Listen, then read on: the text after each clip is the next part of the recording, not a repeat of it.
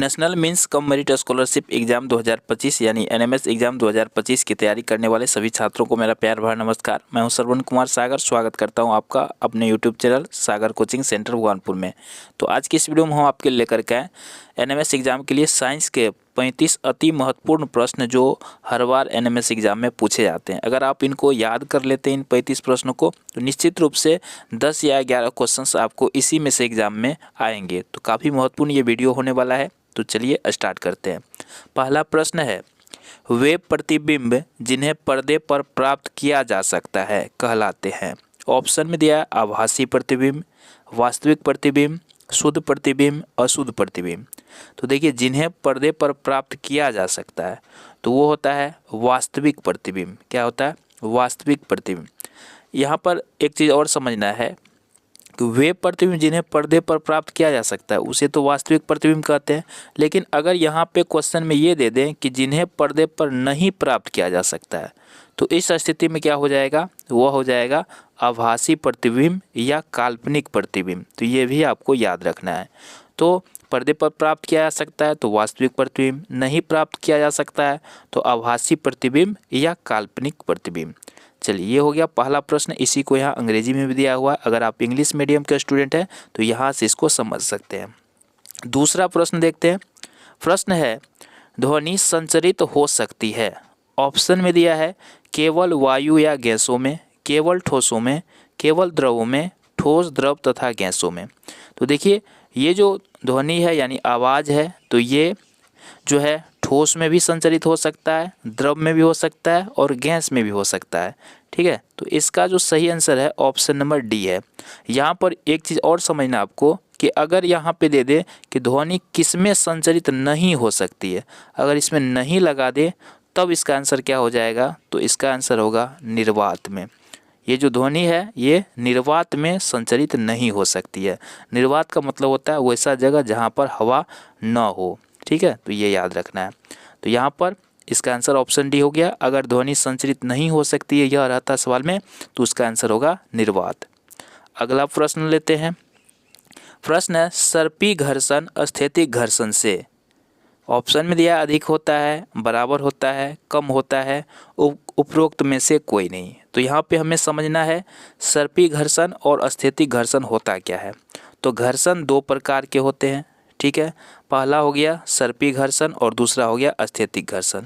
तो ये होता क्या है, इसको एक उदाहरण से हम लोग समझते हैं। तो देखिए, अगर आप साइकिल चलाते हैं, ठीक है, अगर आप साइकिल चलाते हैं तो इस समय ध्यान देना है कि क्या करते हैं। अगर आपको शुरुआत में साइकिल चलाना है तो शुरू में क्या होता है, ज़्यादा बल प्रयोग करना पड़ता है। ठीक है, साइकिल को गति में लाने के लिए क्या करते हैं, ज़्यादा बल प्रयोग करते हैं। तो जिस टाइम आप ज़्यादा बल प्रयोग करते हैं वो होता है स्थैतिक घर्षण। और जब साइकिल गति में ऑलरेडी होता है तब क्या करते हैं, कम भी बल लगाते हैं तो साइकिल आराम से गति में ही रहता है। तो उस समय जो घर्षण होता है वो होता है सर्पी घर्षण।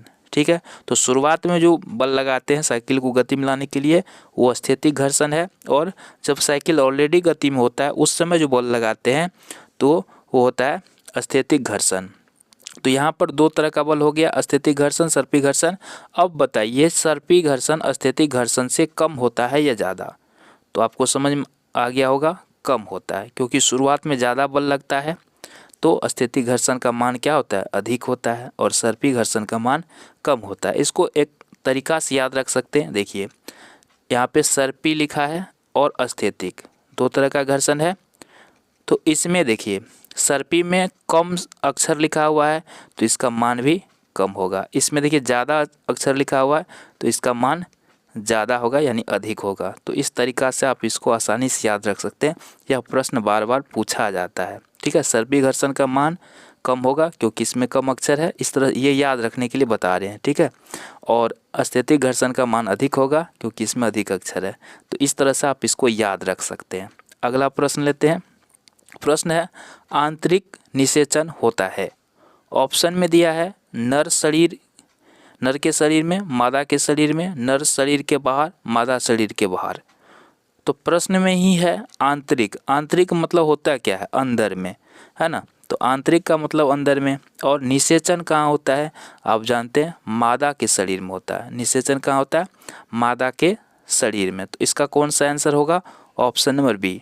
अगर इसी में प्रश्न आ जाए, इसमें तो दिया है आंतरिक निषेचन क्या होता है, अगर प्रश्न में आ जाए बाहरी निषेचन किस में होता है, तब आप क्या लिखेंगे? तो याद कर लीजिए, बाहरी निषेचन किस में होता है? मेंढक में होता है। किस में होता है? मेंढक में, है ना। और मछली में भी होता है। तो इस तरह से आप इसको याद रख सकते हैं। बाहरी निषेचन का अगर रहेगा तो मेंढक, मछली इस ऐसे जीव में होते हैं। आंतरिक निषेचन किस में होगा? मादा शरीर के अंदर। ठीक है, अगला प्रश्न लेते हैं। रेड डाटा पुस्तक में ऑप्शन में दिया है सभी जंतुओं का रिकॉर्ड रखा जाता है, सभी पादपों का रिकॉर्ड रखा जाता है, सभी संकटा उत्पन्न स्पीसीज का रिकॉर्ड रखा जाता है, सभी तत्वों का रिकॉर्ड रखा जाता है। तो यहाँ पर सही उत्तर क्या होगा कि देखिए, रेड डाटा बुक है क्या? तो ये है जो जानवर विलुप्त होने के कगार पर है ना, जिस पर संकट मंडराया हुआ है, जिसकी संख्या बहुत कम बची हुई है।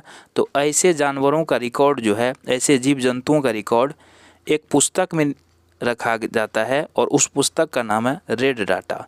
तो ये हो जाएगा आपका सभी संकटा उत्पन्न, यानी जिस जीव पर संकट उत्पन्न है, यानी जिसकी संख्या बहुत कम बची इस धरती पर, तो ऐसे जीव को रखा जाता है। तो इसका ऑप्शन नंबर सी सही उत्तर होगा। बार बार ये प्रश्न निश्चित रूप से पूछा जाता है। जो भी आज के 35 प्रश्न है, यह निश्चित रूप से आपको एग्जाम में पूछे जाते हैं। तो आप इसको निश्चित रूप से समझें और याद करें। अगला प्रश्न लेते हैं।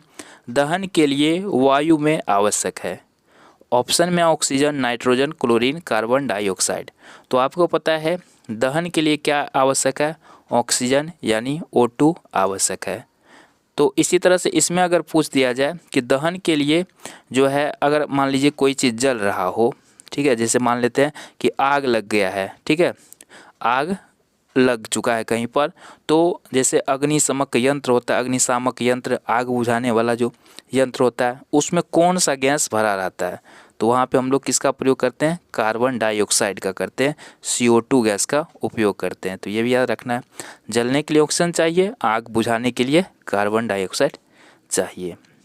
अगला देखते हैं। निम्नलिखित में किसको पीटकर पतली चादरों में बदला जा सकता है? ऑप्शन दिया फास्फोरस, जिंक, सल्फर और ऑक्सीजन। तो किसको पीटकर पतली चादर में बदल सकते हैं? तो यहाँ पे सही उत्तर होगा जिंक यानी जस्ता। इसको जस्ता भी कहते हैं और कहीं कहीं जिंक। तो जिंक हो गया अंग्रेजी, हिंदी हो गया जस्ता। तो ऑप्शन बी सही है। अगला प्रश्न लेते हैं। यूरिया उर्वरक है। ऑप्शन में दिया नाइट्रोजनी, स्फुरी, पोटेशिक, संयुक्त। तो आपको पता होना चाहिए यूरिया में क्या होता है? नाइट्रोजन पर्याप्त मात्रा में होता है। तो यूरिया किस तरह का उर्वरक है? नाइट्रोजनी उर्वरक है। ऑप्शन नंबर एक इसका सही है। किसान खेत में नाइट्रोजन की पूर्ति के लिए यूरिया डालता है और इससे क्या होता है? पौधे में वृद्धि तेज गति से होता है, तो इसलिए यूरिया का प्रयोग करते हैं।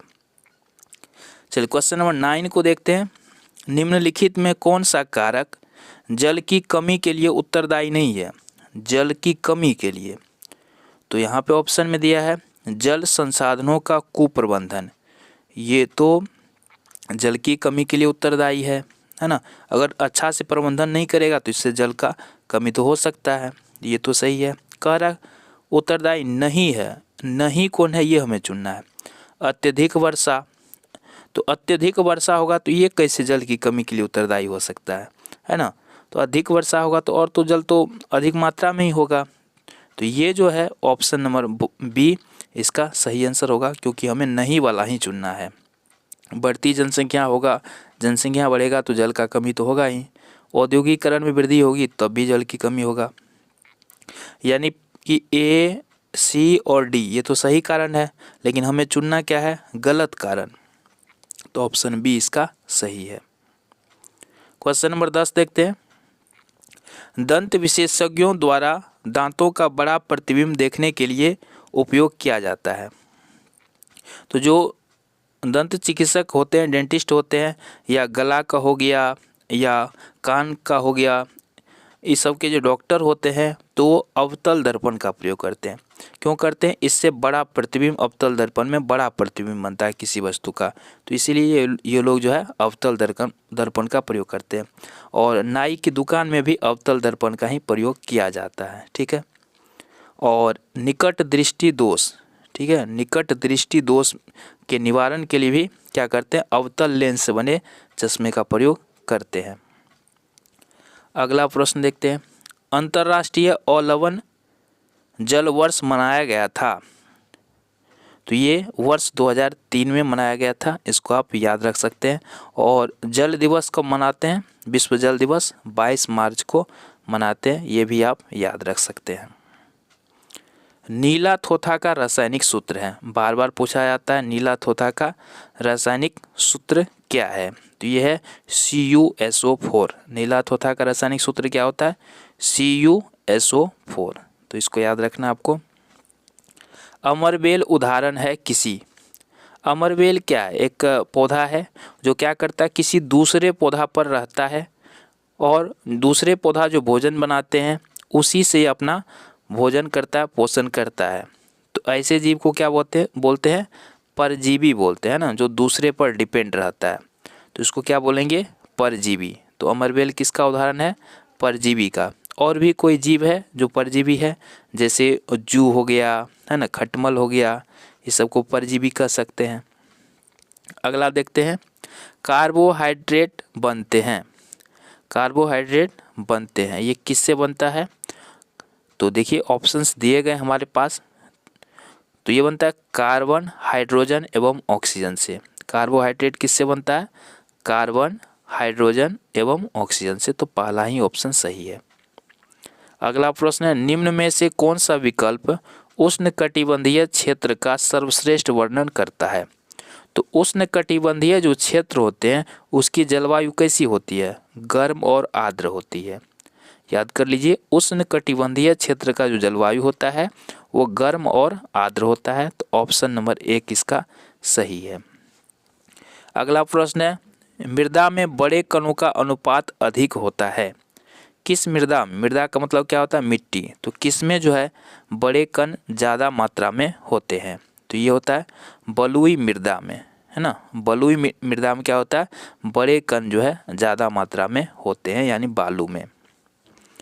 चलिए क्वेश्चन नंबर 17 में है, निम्नलिखित में कौन सा संबंध सही है।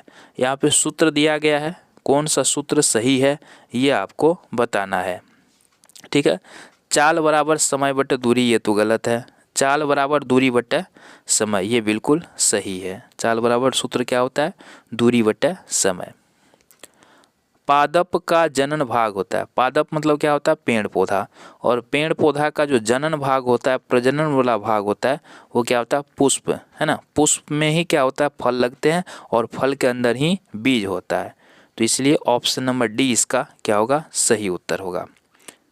अगला प्रश्न लेते हैं, जल और पोषक तत्वों के परिवहन के लिए पादपों में जो संवहन उत्तक होता है उसे कहते हैं, ठीक है। तो जल और पोषक तत्वों के परिवहन के लिए, तो इसमें कौन सा होता है, जाइलम होता है, ठीक है। देखिए पौधा में दो तरह के उत्तक होते हैं, संवहनी उत्तक किसको बोला जाता है, एक होता है जाइलम, एक होता है फ्लोएम। जाइलम का काम है पौधा जो यहाँ से पोषक तत्व और जल लेता है मिट्टी से, तो इसको ऊपर पत्ता तक पहुँचाना, ठीक है, ये किसका काम होता है, जाइलम का, ठीक है, ये होता है जाइलम का काम। और इसके बाद जब भोजन तैयार हो जाता है तो तैयार भोजन को पौधा के हर भाग तक पहुंचाना, ये जो काम होता है ये फ्लोएम का होता है। तो याद हो गया, दो तरह के संवहनी उत्तक होते हैं, एक जाइलम, एक होता है फ्लोएम। जाइलम का काम है यहाँ से जल और खनिज लवण ऊपर तक पहुंचाना, और फिर फ्लोएम का काम है पत्ता द्वारा तैयार किया गया भोजन को पौधे के विभिन्न भागों तक पहुँचाना। यहाँ पर एक क्वेश्चन था इसमें फूल के बारे में ना, तो फूल में याद कर लीजिए 4 मुख्य भाग होते हैं, स्त्रीकेसर, पुंकेसर, और इसके बाद अंकुड़ी, पंखुड़ी, ठीक है। तो ये भी प्रश्न में आ सकता है। अगला है, रक्त परिसंचरण की खोज की थी, रक्त परिसंचरण की खोज किसने की थी, है ना। तो ये तो याद रखने की चीज़ है, विलियम हार्वे ने इसका खोज किया था, ऑप्शन नंबर सी इसका सही है। झंझा का नेत्र किसे कहते हैं, है ना, झंझा का नेत्र किसे कहते हैं, तो आपको ये याद रखना है, झंझा का नेत्र कहते हैं चक्रवात का केंद्र को, ऑप्शन नंबर 1 इसका सही है। खाने के सोडे के रूप में उपयोग में लाया जाता है, है ना। तो खाने वाला सोडा जो है उसका रासायनिक सूत्र क्या होता है ये पूछा जा रहा है। तो खाने के सोडा का रासायनिक सूत्र क्या हो जाएगा, ये हो जाएगा आपका MgSO4। ठीक है, खाने के सोडे का रासायनिक Na2 ये, ठीक है, MgSO4 ऑप्शन नंबर डी इसका सही है। चलिए अगला प्रश्न है, लाइकेनों के निष्कर्षित किया जाता है, लाइकेनों से निष्कर्षित किया जाता है। तो लाइकेन से क्या बनता है, सूचक बनता है। क्या बनता है, सूचक, ऑप्शन नंबर 1 सही है। निम्न में किससे ऊन प्राप्त नहीं होता है, क्या पूछ रहा है, ऊन किससे प्राप्त नहीं होता है। तो ये तो कोई भी बता देगा, घने वालों वाला कुत्ता से ऊन प्राप्त नहीं होता है। पीत रस संग्रहित होता है, पीत रस कहाँ संग्रहित होता है, पीत रस, तो ये हो जाएगा अग्राशय, अमाशय, पित्ताशय। क्या होना चाहिए इसका सही उत्तर, है ना, पित्ताशय से, ऑप्शन नंबर सी इसका सही है। चलिए अगला प्रश्न लेते हैं, सूखे पौधों की डंडियों से अनकनों अथवा अनाज को पृथक करने की प्रक्रम को कहते हैं। तो इसको हम लोग क्या बोलेंगे, थ्रेसिंग बोलेंगे, है ना, थ्रेसिंग, हिंदी में इसको बोलते हैं दौनी करना, है ना, तो इसको बोलेंगे थ्रेसिंग करना। पराग कणों का वर्तिकाग्र पर स्थानांतरण क्या कहलाता है। पराग कण क्या होता है, जो फूल में पुंकेसर होते हैं, इस तरह से आप फूल में देखेंगे तो पुंकेसर होते हैं, उसमें छोटे छोटे कण होते हैं, तो उसको बोलते हैं पराग कण। और पराग कण जो दूसरे फूल पर स्थानांतरण होता है, उसका एक फूल पर से दूसरे फूल पर जाते हैं या उसी फूल में दूसरे जगह जाते हैं, तो इसको बोलते हैं परागन। इसका क्या नाम है, परागन, ऑप्शन बी इसका सही है। निम्नलिखित में कौन सा वक्तव्य सही नहीं है, क्या पूछ रहा है, कौन सा सही नहीं है। वन मृदा को अपरदन से बचाते हैं, ये तो बिल्कुल सही है। वन में पादप और जंतु एक दूसरे पर निर्भर नहीं होते, ये गलत है। वन जलवायु और जल चक्र को प्रभावित करते हैं, ये सही है। मृदा वनों की वृद्धि और पुनर्जनन में सहायक होती है, ये भी सही है। लेकिन हमें पूछ क्या रहा है, कौन सही नहीं है, है ना, तो ऑप्शन नंबर बी जो है सही नहीं है। अगला प्रश्न लेते हैं, बेरी बेरी नामक रोग होता है निम्न की कमी से। तो बेरी बेरी जो रोग होता है ना, वो विटामिन बी के कमी से होता है। तो यहाँ पे देखिए, ए के कमी से क्या होता है, रतौंधी होता है। विटामिन ए की कमी से क्या होता है, रतौंधी नामक बीमारी होता है, जिसमें क्या होता है, कम दिखाई देता है। ठीक है, ए के कमी से हो गया रतौंधी, बी के कमी से कौन सा रोग हो गया, बेरी बेरी, है ना, बी के कमी से बेरी बेरी, सी के कमी से क्या होता है, स्कर्वी रोग होता है, और डी के कमी से क्या होता है, मरासमस या सूखा रोग होता है। तो चलिए सभी का बता दिए। अगला लेते हैं, इस प्रकार की जड़ तंत्र में सभी जड़ें एक जैसी दिखाई देती है, इन्हें कहते हैं। तो जड़ दो प्रकार के होते हैं, एक होता है झकड़ा जड़ और एक होता है मुसला जड़। क्या होता है, मुसला जड़। तो यहाँ पे देखिए कौन क्या होता है, जैसे एक जड़ होता है किसी पौधा में, इस तरह से मेन जड़ होता है और इसमें से इस तरह से जड़ निकला होता है। और एक पौधा होता है जिसमें यहाँ शुरू में ही बहुत सारे जड़ निकले होते हैं, कोई इसका मेन जड़ नहीं होता है। तो इस तरह के जड़ को कहते हैं मुसला जड़, और इस तरह का जड़ होता है इसको कहते हैं झकड़ा जड़। ठीक है, तो यहाँ पे क्या पूछ रहा है, इस प्रकार की जड़ तंत्र में सभी जड़ें एक जैसी दिखाई देती है। तो किस में एक जैसा दिखाई देता है, झकड़ा जड़ में, ऑप्शन नंबर 20 का सही है। गर्दन तथा सिर को जोड़ने वाली संधि है। गर्दन और सिर को जोड़ने वाली जो संधि होती है ना, इसको बोलते हैं धुराग्र संधि। यहाँ पे कौन सा संधि होता है, धुराग्र संधि, ऑप्शन नंबर ये सी सही है। और ये देखिए अचल संधि, अचल संधि कहाँ होता है, तो ये होता है आपको माथा में जो होता है, सिर में अचल संधि होता है। कंदुक खलिका संधि ये कंधे में होता है। ठीक है, और हिंज संधि कहाँ होता है, पैर में, हाथ में। अगला है, यह एक रासायनिक परिवर्तन है। तो रासायनिक परिवर्तन में क्या होता है, नए पदार्थ बनते हैं। तो देखिए इसमें किस में नए पदार्थ बनते हैं, जंग लगना रासायनिक परिवर्तन का उदाहरण है। अगला प्रश्न है, दहन एक क्रिया है, क्योंकि दहन में क्या होता है, ऑक्सीजन जलता है, तो इसलिए ऑक्सीकरण अभिक्रिया है, ऑप्शन नंबर 1 सही है। उच्छ्वसन के समय क्या होता है? उच्छ्वसन के समय नीचे की ओर गति करती है। कौन? पसलियाँ। ठीक है, ऑप्शन नंबर बी सही है। लोहे पर जिंक की परत चढ़ाने का प्रक्रम क्या कहलाता है? तो लोहे पर जिंक की परत चढ़ाने को बोलते हैं गैल्वेनाइजेशन। इसको हिंदी में कहते हैं विद्युत लेपन। ठीक है, विद्युत लेपन इसको हिंदी में कहेंगे, या यशद लेपन भी कहते हैं, यशद लेपन। तो ये याद रखना, यशद लेपन, विद्युत लेपन या गैल्वेनाइजेशन। तो ये लोहे पर जिंक की यानी जस्ता की परत चढ़ाने के प्रक्रम को कहते हैं। तो इस प्रकार आज की वीडियो में हमने आपको 35 महत्वपूर्ण प्रश्न बताए हैं साइंस के। नेक्स्ट वीडियो में सोशल साइंस के 35 प्रश्न बताएंगे और फिर गणित का भी बताएंगे। तो इसलिए चैनल पर नए हैं तो सब्सक्राइब कर लीजिए, वीडियो को लाइक कीजिए और अपने दोस्तों के पास भी शेयर कीजिए। धन्यवाद।